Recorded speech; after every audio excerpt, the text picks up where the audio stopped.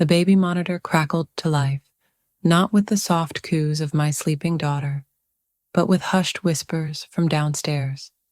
My husband, Mark, and Chloe, our young, beautiful nanny. Their voices were low, intimate.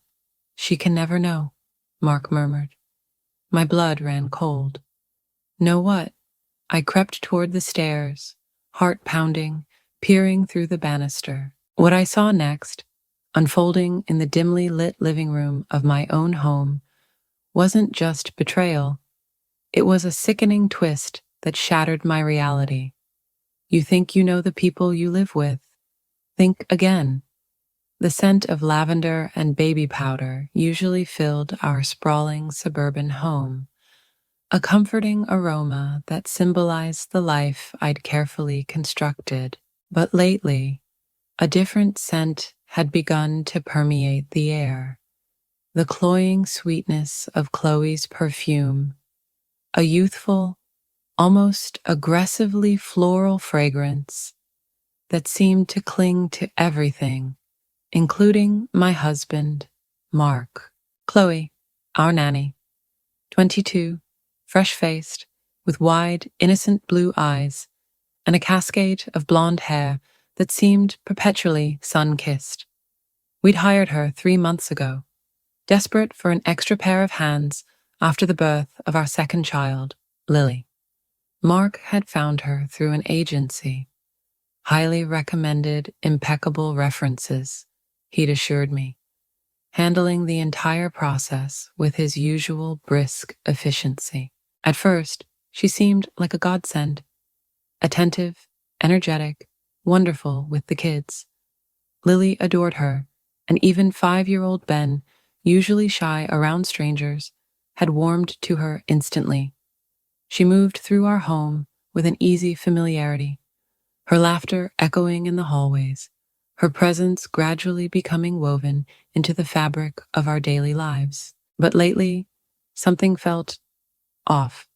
A subtle shift in the dynamics, an undercurrent I couldn't quite name, but felt deep in my gut. Mark, usually consumed by his demanding finance job, seemed to be home more often, his arrivals coinciding suspiciously with Chloe's shifts. He laughed a little too loudly at her jokes. His gaze lingered a fraction too long when she bent down to pick up a toy. His hand sometimes brushed hers when reaching for a coffee mug. I told myself I was being ridiculous, paranoid even. Exhausted from sleepless nights with Lily, stressed from trying to juggle motherhood and my part-time graphic design work, I was probably projecting my own insecurities. Mark was charming, naturally flirtatious. It didn't mean anything. And Chloe? She was just young, eager to please, grateful for the job. There was nothing inherently wrong with her sweet smiles or the way she sometimes looked at Mark with open admiration. Was there? Yet the unease persisted. A small, nagging voice in the back of my mind, whispering warnings I tried desperately to ignore. Little things started to add up. The late-night work calls. Mark suddenly started taking in his study, the door firmly closed. The expensive cashmere scarf I saw Chloe wearing, one that looked suspiciously like the one Mark had bought in Milan last year.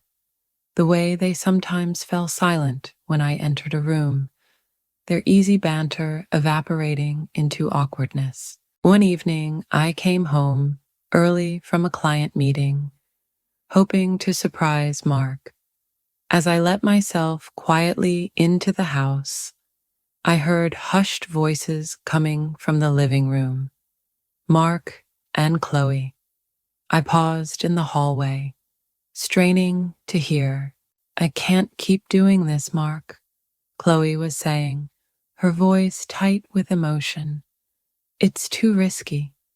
Olivia might—" "She won't find out," Mark interrupted, his voice low and urgent.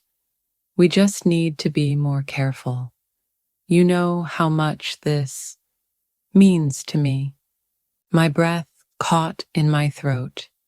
What couldn't they keep doing? What was too risky? My mind raced, conjuring images I didn't want to see. I forced myself to step into the living room, plastering a bright smile on my face. "Hi, honey, I'm home," I called out, my voice sounding unnaturally cheerful. They sprang apart, guilt flashing across their faces before being quickly masked by surprise.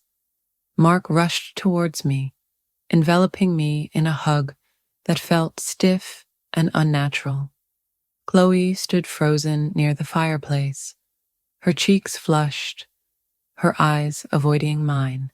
"Darling, you're early," Mark said, forcing a laugh. "We were just discussing Ben's upcoming school play. Chloe had some great ideas for costumes." "Really?" I replied, my gaze flicking towards Chloe, who offered a weak, trembling smile. "How creative."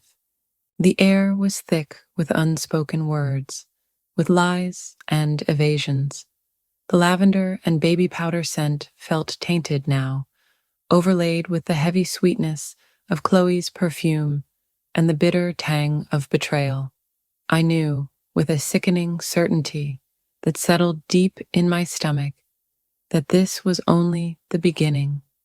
Something was terribly wrong in my perfect home, and I had a terrifying feeling about what I might uncover if I dared to look closer. The forced cheerfulness of dinner that night was almost unbearable.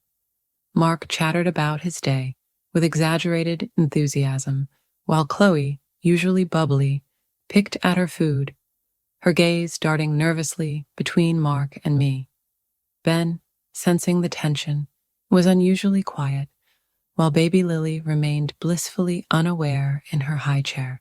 I played my part, asking appropriate questions, smiling at the right moments, but inside, a cold dread coiled in my stomach. Mark's explanation about the school play costumes felt flimsy, rehearsed, the way they had sprung apart, the guilt in their eyes. It wasn't my imagination. Sleep offered a little respite. Every creak of the floorboards, every distant siren, jolted me awake. Was Mark slipping out of bed? Was he meeting her somewhere in the house? I strained my ears, listening for whispers, for footsteps that weren't mine, turning the familiar sounds of our home into potential evidence of betrayal. My mind became a detective's playground, piecing together fragments of conversations, replaying glances, searching for clues in the mundane. The next few days passed in a haze of forced normalcy and hyper-vigilance. I became an expert observer, a silent voyeur in my own home. I watched them from the periphery, noting the way Mark's hand lingered on Chloe's back as he passed her in the hallway, the quick conspiratorial smiles they exchanged when they thought I wasn't looking, the hushed conversations that abruptly stopped the moment I entered the room. I started noticing things I hadn't before. How Chloe often wore delicate gold necklaces. Were they gifts? How Mark suddenly developed an interest in the indie music Chloe listened to, his playlists changing overnight. How Chloe seemed to know exactly how Mark liked his coffee, preparing it without asking, a gesture of intimacy that felt jarringly inappropriate. One afternoon, while tidying Mark's study, a room he'd become increasingly territorial about, I found a small, velvet jewelry box tucked away in his desk drawer. Empty. My heart hammered against my ribs. What had been inside? A necklace? Earrings? Something for Chloe? I quickly closed the drawer, my hands trembling, the discovery adding another heavy stone to the growing weight of my suspicion. When I subtly questioned Mark about it later, mentioning I was looking for a missing earring, he brushed it off. Just some old cufflinks in there, Liv. Nothing important.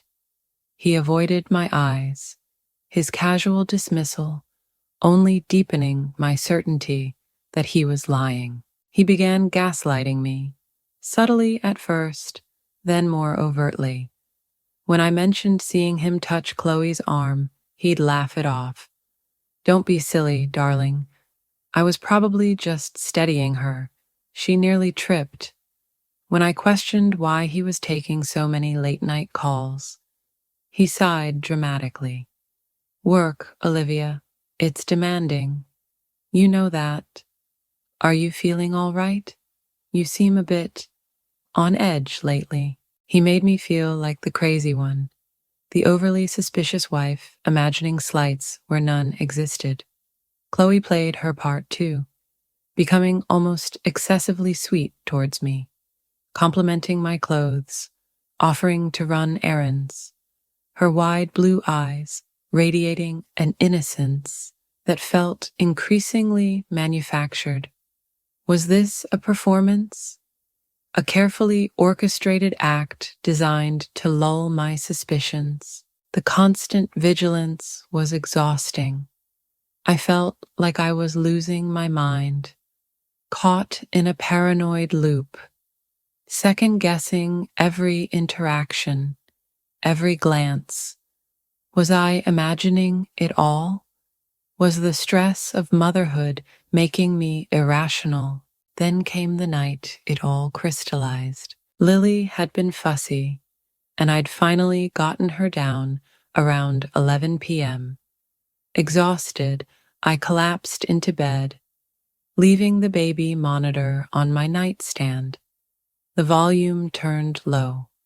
Mark claimed he had a deadline and was working late in his study downstairs. I must have drifted off because I was jolted awake sometime later by the crackle of static from the monitor, followed by hushed voices.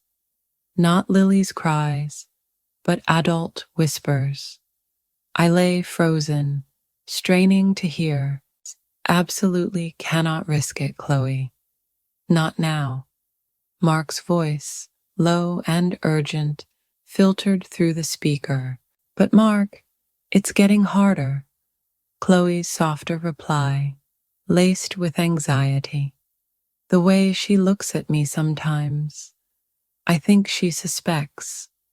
She doesn't suspect anything, Mark insisted, though his voice lacked conviction. She's just tired. We just need to be smarter, more discreet, especially about that. She can never, ever find out about that. That? Find out about what? My blood ran cold. It wasn't just an affair, was it? There was something else, something bigger, something they were desperately trying to hide from me. The whispers continued, fragments about timing, about being careful, about needing to wait. My heart pounded so loudly I was sure it would wake Mark, wherever he truly was. The whispers faded, replaced by the soft, static hiss. I lay there in the darkness, trembling, the innocent baby monitor now a conduit for their deceit. The confirmation was sickening, but the mystery of what they were hiding was infinitely more terrifying. The words echoed in the darkness long after the monitor fell silent. She can never, ever find out about that. What was that? The question consumed me, twisting my fear and suspicion into a cold, hard knot of determination. It wasn't just infidelity anymore. Mark and Chloe were hiding something significant, something they believed would destroy everything if I discovered it. And I had to know what it was. The paranoia and self-doubt evaporated, replaced by a chilling clarity. I wasn't crazy. My instincts had been right all along. They were betraying me, not just with stolen touches and secret glances, but with a conspiracy unfolding under my own roof. The need to uncover the truth became an obsession, overriding my exhaustion, my fear, even my heartbreak. I started playing their game. The next morning, I greeted Mark with a tired smile, feigning ignorance, pretending the sleepless night was solely due to Lily's fussiness. I was polite, almost overly accommodating to Chloe, watching her carefully for any slip, any flicker of guilt behind her wide, innocent eyes. They seemed relieved, perhaps thinking my suspicions had been unfounded, or that I was too preoccupied to notice. They underestimated me. My investigation began subtly. I paid closer attention to their schedules, noting discrepancies in Mark's supposed work hours, the times Chloe lingered after her shift supposedly ended. I checked phone records, discreetly, of course, noticing frequent, lengthy calls between them at odd hours, far more than necessary for discussing childcare arrangements. I sifted through credit card statements, searching for unexplained charges, gifts, hotel stays. Nothing concrete emerged, but the pattern of secrecy intensified. Mark's study became my primary target. He guarded it fiercely, always locking the door when he left, even for a few minutes. What was he hiding in there? Late one night, after ensuring he was sound asleep, a feat achieved with the help of a sleeping pill subtly crushed into his evening tea, a tactic that filled me with a queasy mix of guilt and resolve.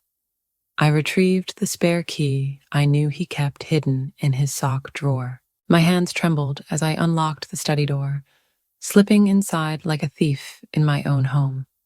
The room was immaculate, sterile, reflecting Mark's meticulous nature. I scanned the desk, the bookshelves, searching for anything out of place. My eyes landed on his laptop. It was password protected, naturally, but I knew Mark. Predictable, arrogant Mark.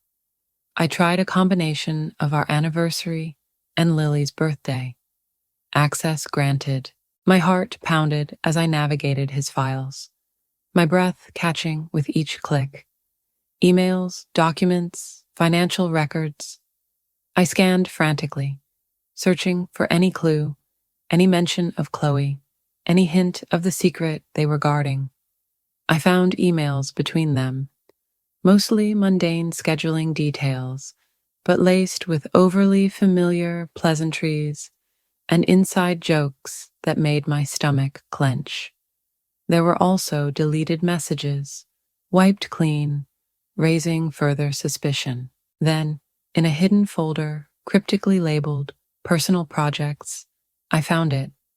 Not incriminating photos or love letters, but something far more disturbing. Detailed financial spreadsheets, offshore account numbers, and scanned documents related to a complex network of shell corporations. It looked like evidence of serious financial fraud, possibly embezzlement, money laundering on a scale I couldn't comprehend. And woven throughout these documents, often listed as a beneficiary or signatory, was a name I vaguely recognized. C. Dubois. Not Chloe. Someone else. Who was C. Dubois? And how was Chloe involved in this? Suddenly, a floorboard creaked outside the study door. Panic seized me.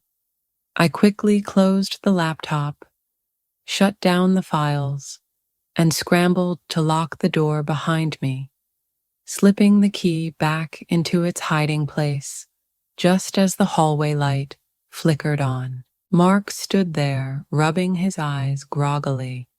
"Olivia, what are you doing up?" "Just getting some water, honey," I lied, my voice surprisingly steady despite the adrenaline coursing through my veins. "Couldn't sleep."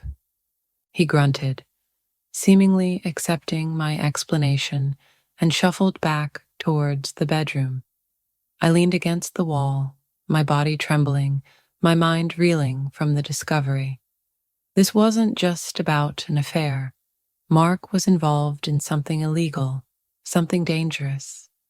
And Chloe was somehow entangled in it, perhaps more deeply than I could imagine. The whispers on the baby monitor took on a chilling new meaning. She can never, ever find out about that. That wasn't just their relationship. It was Mark's criminal activity. The stakes had just been raised exponentially. This wasn't just about saving my marriage anymore. It was about protecting myself, my children, and uncovering the full extent of the darkness lurking beneath the perfect surface of our lives. The discovery in Mark's study shifted everything. The sting of personal betrayal, while still sharp, was overshadowed by a chilling fear. Financial fraud, shell corporations, offshore accounts. This was far beyond a simple affair. Mark wasn't just cheating on me. He was involved in serious criminal activity. And Chloe, our seemingly innocent nanny, was somehow implicated. The name C. Dubois echoed in my mind. Who was she? A partner? A victim? Another pawn in Mark's game? My investigation took on a new urgency. I needed proof, concrete evidence that went beyond suspicious spreadsheets and hushed whispers. I needed to understand Chloe's role and the identity of C. Dubois. The risks were immense. If Mark suspected, I knew there was no telling what he might do. He wasn't just an unfaithful husband. He was potentially a desperate criminal. I started paying even closer attention to Chloe, observing her not just as a rival, but as a potential key or accomplice to Mark's crimes. Her youthful innocence now seemed like a carefully constructed mask. I noticed the expensive watch she wore, the designer handbag she carried, items far beyond the means of a typical nanny. Were they gifts from Mark, hush money, or payment for her complicity? I decided to approach Chloe directly, but subtly. One afternoon, while she was playing with Lily in the nursery, I casually brought up the topic of finances. It's amazing how expensive everything is these days, isn't it? I remarked, folding tiny baby clothes. Mark's always worried about investments and planning for the future. Chloe tensed almost imperceptibly, her smile tightening. Oh, yes, she replied vaguely. Mark is very savvy with money. He mentioned a personal project he's been working on. I pressed gently, watching her reaction closely. Something international, I think, sounded quite complex. Her eyes widened slightly, a flicker of panic crossing her features before she quickly masked it. Really? He hasn't mentioned anything like that to me, she lied, her voice a little too high-pitched. I mostly just focus on the children, you know.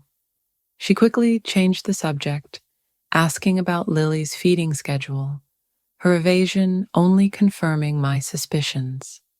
She knew something. That evening, I did some online digging. C. Dubois yielded nothing concrete initially. It was a common enough name, but cross-referencing it with offshore banking havens mentioned in Mark's files led me to a few obscure articles about international financial scandals. One name kept popping up in connection with a recently collapsed investment firm known for dubious practices.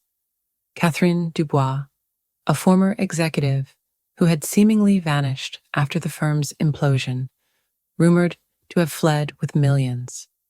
Was this C. Dubois? Was Mark helping her hide illicit funds? The pieces were starting to fall into place, painting a terrifying picture. Mark wasn't just embezzling. He was likely laundering money for a fugitive. And Chloe? What was her connection? Was she Catherine Dubois's daughter, a younger relative Mark was manipulating? Or was she willingly involved, seduced by the money and the danger? My next step was riskier. I needed access to Mark's study again, specifically to a locked filing cabinet where he kept older, physical records. Waiting for another late night when he was supposedly working, or perhaps meeting Chloe, I used the spare key again.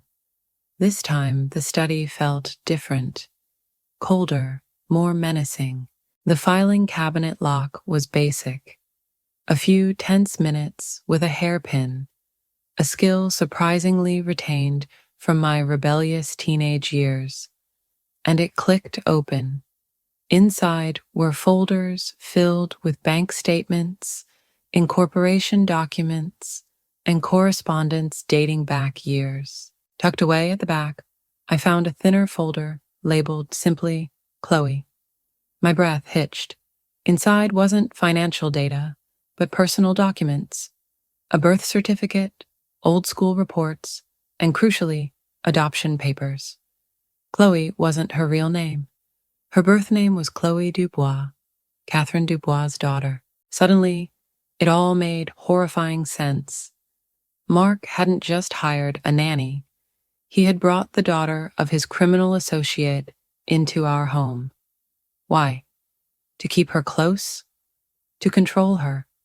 Was Chloe a willing participant or a pawn trapped in her mother's and Mark's dangerous game? Just as I was processing this revelation, I heard a noise downstairs, the distinct sound of the front door opening and closing quietly. My blood ran cold. Mark wasn't working late. He was back. Or maybe it wasn't Mark at all. Panic seized me. I shoved the Chloe folder back into the filing cabinet, fumbling with the lock, praying it would catch. Footsteps echoed softly on the stairs. Slow, deliberate, not Mark's usual hurried tread. This was someone trying not to be heard. My heart hammered against my ribs like a trapped bird. I scrambled to turn off the desk lamp, plunging the study into near darkness, save for the sliver of light filtering under the door. I flattened myself against the wall behind the heavy curtains, my breath held tight in my chest, straining to hear. The footsteps stopped right outside the study door. Silence. Then the soft click of a key turning in the lock. My spare key was still safely hidden upstairs. Who else had a key? The door swung open slowly, revealing a silhouette against the faint hallway light. It wasn't Mark. It was Chloe. She slipped inside, closing the door silently behind her. She didn't turn on the light, moving with a familiarity that spoke of previous clandestine visits. She went straight to the filing cabinet, her movements quick and purposeful in the dim light. She produced a small key, identical to the spare I'd found, and unlocked the cabinet with practiced ease. I watched, frozen behind the curtains, as she retrieved the folder marked Chloe. She didn't look inside it. Instead, she pulled out another thicker folder from her oversized handbag and swapped them, placing the new folder into the cabinet and tucking the original one away. What was she doing? Swapping evidence? Planting something? Just as she relocked the cabinet, her phone vibrated softly. She glanced at the screen, her face illuminated briefly by the phone's glow. Her expression was tense, anxious. She typed a quick reply, then slipped the phone back into her bag. She turned to leave, pausing near the door, her silhouette framed against the light again. She seemed to hesitate, listening intently. Did she sense my presence? My breath hitched, trapped in my throat. Then she spoke, her voice barely a whisper, directed towards the empty room, or perhaps towards me hiding in the shadows. He knows you know, Olivia. Be careful. Before I could react, before I could even process the chilling implication of her words, she slipped back out of the study, closing and locking the door behind her, leaving me alone in the suffocating darkness, my mind reeling. He knows you know. Mark knew I suspected, knew I'd been in his study. How? Had Chloe warned him? Or was this part of a more elaborate, terrifying game they were playing together? And her warning, be careful, was it genuine concern or a threat disguised as advice? I waited until I heard the faint click of the front door closing again before daring to move. My legs felt like lead as I stumbled out from behind the curtains, my body trembling uncontrollably. I had to get out of the study, out of the house. But first, the folder. What had Chloe swapped? Driven by a desperate need for answers, I unlocked the cabinet again with the hairpin, my fingers clumsy with fear. I pulled out the folder Chloe had planted. It wasn't filled with financial documents. It contained photographs, explicit photographs of Mark and Chloe, tangled together in various locations. Hotel rooms, secluded spots, even our bedroom. Beneath the photos was a typed note. Olivia, I tried to warn you. He's dangerous. Get out while you still can. He plans to frame you for everything if the financials come to light. This is your only chance. See, Chloe. She hadn't just swapped folders. She had planted damning evidence of the affair, coupled with a warning about Mark's plan to make me the scapegoat for his financial crimes. Was this her way of helping me? Or was it a trap? A way to manipulate me, to push me towards exposing Mark, thereby protecting herself and possibly her mother? The lines blurred, trust completely shattered. All I knew was that I was trapped in a deadly game, caught between a criminal husband planning to betray me and a nanny whose motives were terrifyingly unclear. I stuffed the photos and the note into my pocket. I couldn't stay here. David was right. I needed to leave. But where could I go? Who could I trust? Just as I turned to flee the study, the main house lights suddenly snapped on. Mark stood in the doorway, his face a mask of cold fury, his eyes burning with an intensity that made my blood run cold. He held his phone in his hand, the screen displaying a live feed from a tiny, almost invisible security camera mounted high in the corner of the study. He had known. He had been watching me the entire time. Looking for something, Olivia? He asked, his voice dangerously soft,